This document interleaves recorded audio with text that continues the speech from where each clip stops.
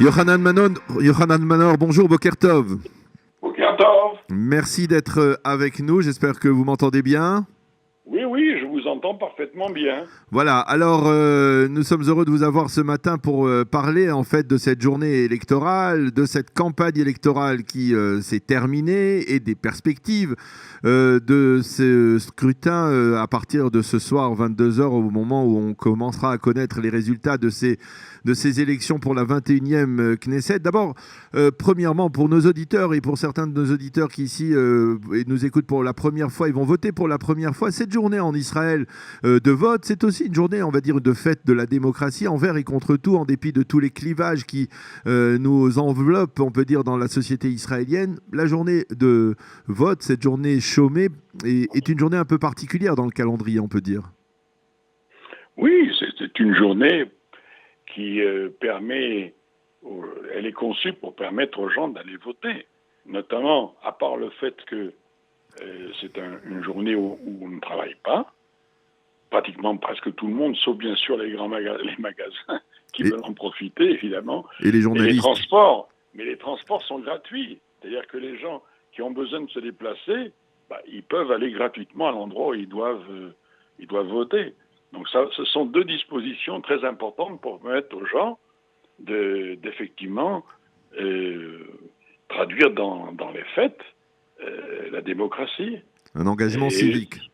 Oui, absolument. Absolument. On verra. Chaque élection est différente. Oui. Donc on ne peut pas se fonder sur le passé où en général il y avait une participation correcte. Oui. Qu'est-ce que ça veut dire correct? C'est aux environs de 70%. Oui. Comme ça. Ça, c'est considéré comme une... En 2015, c'était de 72%. C'est ça. Et il faut tenir compte, Yohanan, dans ce chiffre, dans cette donnée, du fait qu'il y a environ, on va dire, sur les 6 300 000 Israéliens qui ont le droit de voter, il y en a 500 000, aux alentours de 500 000, qui ne vivent pas en Israël, donc qui ne peuvent pas voter. C'est vrai, mais il y a des gens, des Israéliens qui vivent pas en Israël, qui se sont organisés pour venir. Mm-hmm. Et ça, il n'y a pas d'indication précise sur leur nombre, mais il n'est pas négligeable. Et je pense que ça peut valoir l'élection d'un député. Oui, un mandat, oui. Alors, ça peut valoir un mandat. Alors, Yohanan, cette campagne, elle a duré à peine 3 mois, mais on a l'impression qu'elle a duré une éternité, tant elle a été, on va dire, extrêmement virulente, extrêmement dure. Vous l'avez trouvé, vous qui êtes, on va dire, particulièrement expérimenté dans le domaine de la politique israélienne, vous l'avez trouvé plus virulente, plus dure, plus tranchante que les précédentes campagnes? Moi, je l'ai trouvée bien moins violente que dans le passé. Ah bon, pourquoi? D'abord, dans le passé, il y a souvent eu des affrontements physiques. Physiques, c'est vrai. Ouais, ce n'est pas jusqu'à maintenant, on verra bien au cours de la journée, ça peut aussi se produire, mais jusqu'à maintenant, notamment les gens qui mettaient les affiches et tout ça, où il y a des partis qui se sont affrontés sur le terrain. Oui. On a oublié ça. Bon, bien sûr, sur le plan de la rhétorique, sur le plan de la propagande, avec les réseaux sociaux, on peut pratiquement tout se permettre. Alors ça, on déballe tout. Alors, c'est difficile d'évaluer. Mais c'est difficile d'évaluer sur combien de personnes ces réseaux ont de l'influence. C'est difficile. Moi, je pense que dans l'ensemble, ce qui s'est passé, c'est que c'était cette campagne électorale, cette période électorale a été, à mon avis, marquée par le fait qu'il y a eu beaucoup d'événements extérieurs ou intérieurs, d'événements, pas quelque chose qui est directement en rapport avec les élections ou avec les partis qui s'affrontent, mais des éléments significatifs, très significatifs pour la vie du pays. Évidemment, tout le monde pense à l'histoire du Golan, c'est très important. Mm-hmm. La reconnaissance par les États-Unis de la souveraineté israélienne sur le Golan, c'est un événement très important. Mm-hmm. C'est très important d'ailleurs, pas seulement pour Israël, bien sûr pour Israël et pour la région, mais c'est très important dans la relation internationale. Oui. Parce que je ne pense pas que les Américains ont fait ont pris cette décision sans en mesurer toute la portée. Oui. Et il y a une portée juridique qui va, surtout l'argument qui peut justifier de revenir sur un principe sacré, d'après la Seconde Guerre mondiale, que les frontières sont, je dirais pas seulement inviolables, parce qu'elles ont été violées, mais qu'elles sont ad aeternum, Oui. qu'on les modifie plus. Et surtout la raison pour laquelle on peut les modifier, à savoir de ne pas donner une prime à ceux qui recourent à la violence et à la guerre. Alors ça, c'est un élément intéressant. Je ne sais pas mesurer, mais en tant que politologue, je trouve qu'il y a là un développement au-delà de la tactique, de donner un coup de pouce à Netanyahou. Enfin, au Likoud et à Netanyahou. Au-delà de ça, il peut y avoir une porte beaucoup plus grande. Voilà. Alors revenons encore sur cette campagne.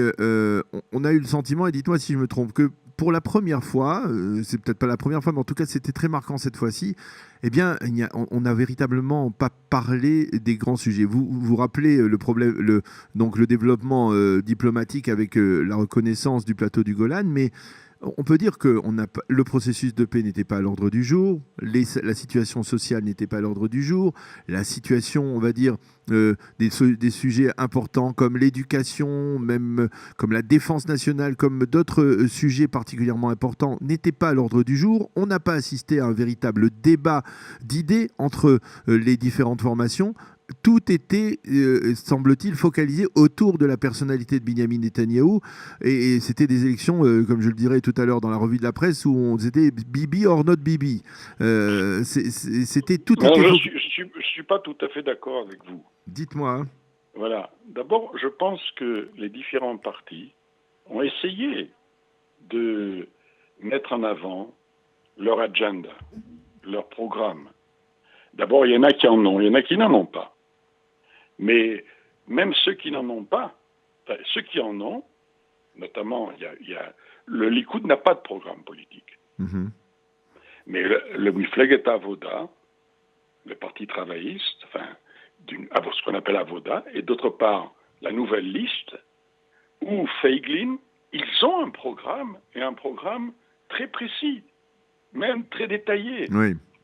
Donc, ce qu'il y a, donc il y a ceux qui en ont, tous n'en ont pas, mais ceux qui en ont essayé de mettre en avant leur programme. Mais avant de vous dire ce que j'en pense sur la portée de la présentation, il y a ceux qui n'en ont pas. J'ai évoqué le Likoud, mais il y en a d'autres qui n'en ont pas. Le Parti bleu-blanc a, à votre avis, un programme détaillé ? Qui ça ? Le Parti bleu-blanc de Gantz. Bien sûr. Et bien sûr, c'est un programme qui détaille ce qu'ils ont l'intention de faire. Ouais. Absolument. Évidemment, il faut avoir la curiosité ou il faut ouvrir ses oreilles. Ce qui se passe, avant de c'est vrai qu'on l'a pas entendu. On peut pas dire que les médias ont relayé. On peut dire les programmes. Mais avant d'arriver à la raison pour laquelle, malgré les efforts des partis de les mettre en avant, ceux qui en ont, pourquoi ça n'est pas arrivé aux oreilles, ou du moins pourquoi on a le sentiment que c'est pas arrivé aux oreilles. Alors, une petite seconde. Il y a aussi ceux qui n'en ont pas. Par exemple, le parti de Carlon. Oui. Ils n'en ont pas, mais ils insistent sur ce qu'ils ont fait. Oui. Ils n'ont pas de programme. Et c'est peut-être ça Ils n'ont pas renouvelé celui qu'ils avaient il y a 4 ans. Mais donc, est-ce que, par exemple, un parti comme le Likoud, qui est au pouvoir depuis de nombreuses années, un gouvernement comme Netanyahou, est-ce qu'il doit absolument, à votre avis, présenter un programme à chaque fois ? Parce que, finalement, il peut dire, moi, mon meilleur programme, ce sont les acquis réalisés, concrétisés, ce que la situation économique relativement stable, la situation... ça peut être interprété comme cela, comme une forme de programme qui est concrétisé. C'est peut-être la différence entre... C'est un programme qui a été contredit par la réalité des choses, par les développements sur le terrain. Il faut toujours mettre à jour. Il n'y a jamais de programme éternel. Ça n'existe pas. Il faut une mise à jour. En tout cas, vous n'avez pas l'impression que cette campagne elle était focalisée autour de la personnalité de Binyamin Netanyahou plutôt qu'autour de ses acquis, de ses réalisations ou pas ? Si, je vais y arriver tout de suite. Mais pour terminer sur ce point-là, ce qu'il faut, à mon avis, retenir, c'est que la raison pour laquelle ceux qui ont un programme n'ont pas obtenu qu'il soit présenté au public, c'est que la presse Oui. n'a pas relayé. La presse, les réseaux sociaux, ça ne les intéresse pas. Ce sujet ne les intéresse pas. Il y a autre chose qui les intéresse. Maintenant, ceux qui n'ont pas de programme, bon, ils ont surtout insisté sur ce qu'ils ont fait. Le Likoud et ses dirigeants ont insisté sur ce qui a été fait et sur la situation magnifique, entre guillemets, parce qu'il y a quand même des domaines où il y a des problèmes, de l'État d'Israël aujourd'hui, ou de la société israélienne, l'économie israélienne aujourd'hui. Bon, comme toujours, il y a des choses à faire. Mais c'est la raison, donc, la raison principale, c'est que les médias n'ont pas relié, parce qu'ils pensent que c'est pas ce qui intéresse le public, à tort ou à raison. Mais la focalisation, même sur les réseaux sociaux, on s'intéresse à la petite guéguerre. Troisièmement, et ça c'est l'élément principal, et à mon avis, c'est que l'avancement des élections, c'est une décision qui a été prise uniquement par une personne. Oui. Par le Premier ministre. Et parce qu'il pouvait très bien, en général, tout pouvoir, d'ailleurs c'est ce qu'il avait dit auparavant, il essaierait d'arriver au gouvernement le plus long, la longévité gouvernementale la plus longue, donc d'arriver jusque pratiquement à octobre prochain. C'était ça son but. Pourtant, il a décidé à un moment de changer, d'avancer. Bon. Nous savons tous pourquoi il l'a fait. Il l'a fait parce qu'il pensait que pour pouvoir répondre politiquement à la mise en accusation qu'il va y avoir contre lui, chinois ou pas chinois, comme on dit, qu'il soit entendu ou pas entendu, il a déjà été entendu. Il va être mis en examen. Il le sait parfaitement. Il le sait mieux que quiconque. C'est pour ça qu'il a avancé les élections.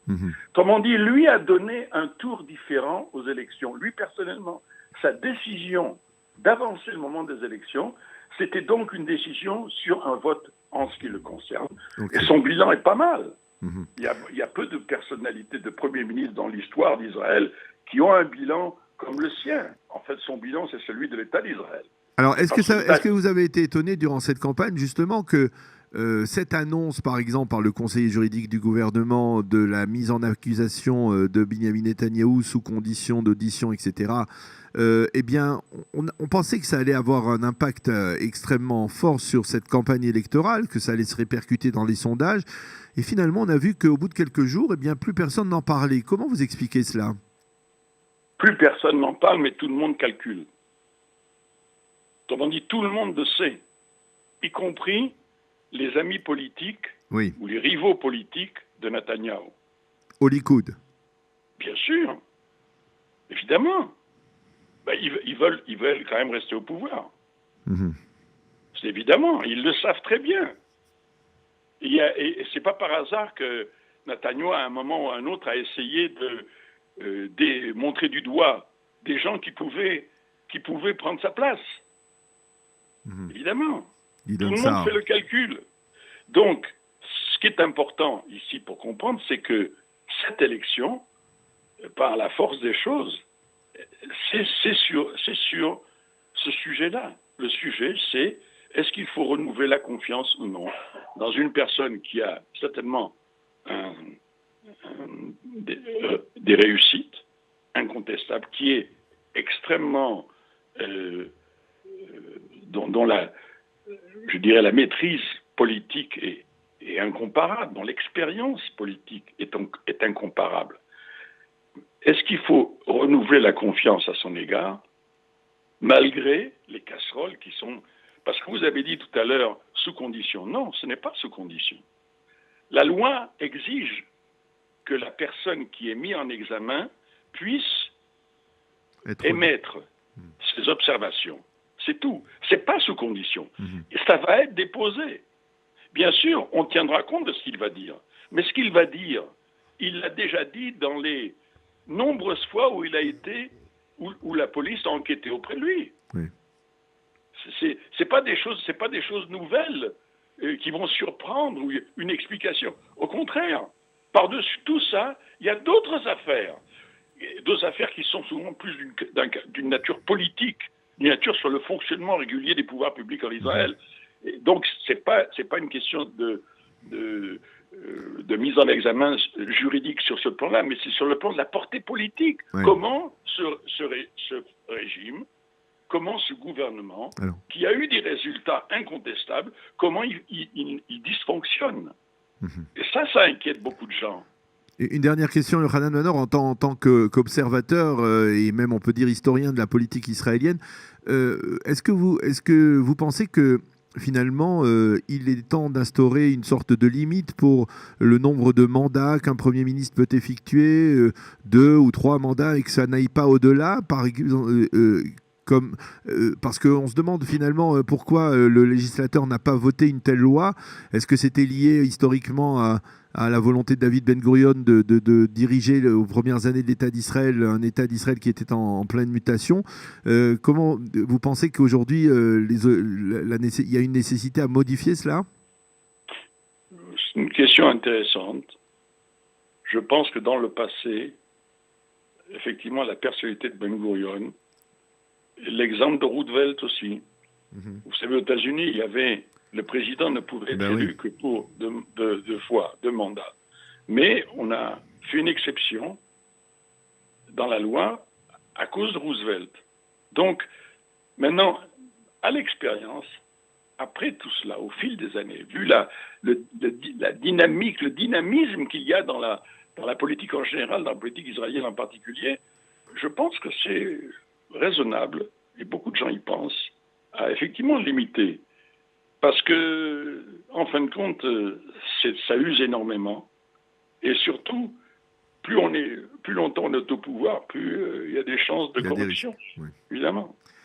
Eh bien, Yochanan Manor, docteur Yochanan Manor, merci beaucoup d'avoir été avec nous ce matin pour nous permettre de prendre un petit peu de recul en cette journée électorale sur ce que nous avons vécu au cours des 3 derniers mois et nous expliquer l'importance de cette journée. Merci d'avoir été avec nous et bon vote aujourd'hui. Merci d'avoir été avec nous et bonne journée. Shalom.